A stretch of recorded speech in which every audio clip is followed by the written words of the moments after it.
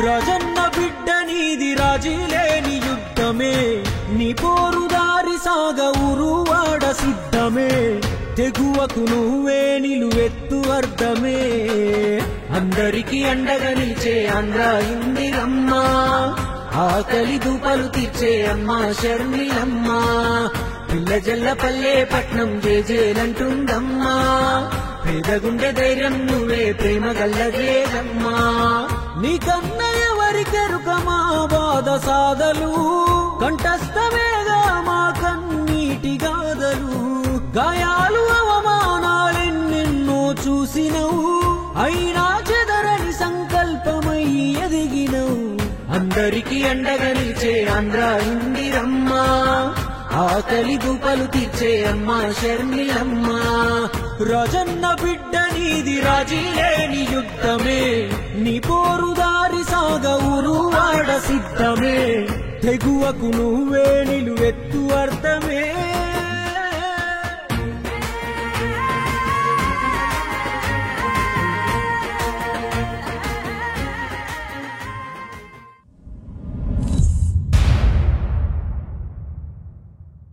అందరికీ నమస్కారం. రాష్ట్ర ప్రజలందరికీ దేశ ప్రజలందరికీ 79వ స్వాతంత్ర దినోత్సవ శుభాకాంక్షలు. ఈనాడు మనం అనుభవిస్తున్న ఈ స్వాతంత్రం ఎంతోమంది మహనీయుల త్యాగఫలం. ఎంతోమంది పోరాటాలు చేస్తే, ఎంతోమంది ఆస్తి త్యాగాలు చేస్తే, ఇంకెంతోమంది ప్రాణ త్యాగాలు చేస్తే లభించింది ఈ స్వాతంత్రం. వాళ్ళందరికీ కూడా, స్వాతంత్రం కోసం త్యాగాలు చేసిన వారందరికీ కూడా కాంగ్రెస్ పార్టీ తరఫున మేమందరము ఘనంగా నివాళులు అర్పిస్తున్నాం. స్వాతంత్రం తెచ్చే దాంట్లో కాంగ్రెస్ పార్టీదే ప్రధాన పాత్ర. అలాగే మన దేశానికి, స్వాతంత్ర భారతదేశానికి అభివృద్ధికి పునాదులు వేసింది కూడా ఈ కాంగ్రెస్ పార్టీ. మరొకసారి కాంగ్రెస్ పార్టీ అప్పుడే కాదు, ఇప్పుడు కూడా రాహుల్ గాంధీ గారి నాయకత్వంలో దేశం కోసం, ప్రజల కోసం, రాజ్యాంగం కోసం కట్టుబడి ఉంది, ఉంటుంది. ఎంతటికైనా, ఏ పోరాటానికైనా తెగించి ఉన్నామని మరొకసారి మాటిస్తున్నాం. ఒకప్పుడు భారతదేశం బ్రిటిషర్ల చేతుల్లో ఉంది. స్వతంత్రం తెచ్చుకోవడానికి ఎంతో పోరాటం చేస్తే తప్ప ఇది సాధ్యం కాలేదు. కానీ ఇప్పుడు మళ్ళీ భారతదేశం బందీ అయింది భారతీయ జనతా పార్టీ చేతుల్లో. మోడీ గారు అంటున్నారు నయా భారత్ నిర్మిస్తామంటున్నారు. మోడీ గారిని కాంగ్రెస్ పార్టీ సూటిగా ప్రశ్నిస్తుంది. ఏది నయా భారత్? ఏమిటి నయా భారత్?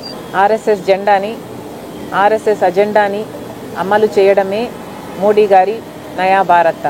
అంబేద్కర్ గారు రచించిన రాజ్యాంగాన్ని అవమానించి మార్చాలి అనుకోవడమే మోడీ గారి నయా భారత్.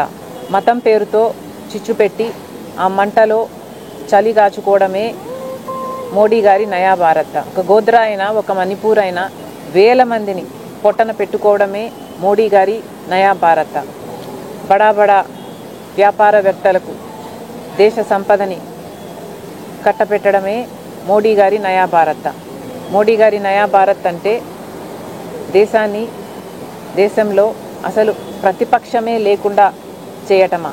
ఆఖరికి RBI, election commission of India లాంటి ఇండిపెండెంట్ వ్యవస్థలను కూడా మోడీ గారు స్వార్థ రాజకీయాల కోసం వాడుకుంటున్నారు. ఇదేనా మోడీ గారి నయా భారత్? మళ్ళీ చెప్తున్నాం, ఇది నయా భారత్ కాదు, ఇది దగా భారత్. భారతదేశం మోడీ గారి చేతుల్లో దగా పడింది, మోడీ గారి చేతుల్లో మోసపోయింది, మోడీ గారి చేతుల్లో, బీజేపీ చేతుల్లో ఈరోజు భారతదేశం బందీ అయ్యింది. కాబట్టే ఇంకొక పోరాటం చేయాల్సిన అవసరం ఉంది. ఆ పోరాటాన్ని రాహుల్ గాంధీ గారు నెత్తినెత్తుకున్నారు. ఈరోజు ఓట్ల చోరీ ఎంత బ్లేటెంట్గా బీజేపీ సిగ్గు లేకుండా చేసిందో, మోడీ గారు బీజేపీ కలిసి ఈసీని ఎలా తమ గుప్పెట్లో పెట్టుకున్నారో రాహుల్ గాంధీ గారు చాలా క్లియర్గా, చాలా రీసెర్చ్ చేసి మరి దేశ ప్రజల ముందు పెట్టడం జరిగింది.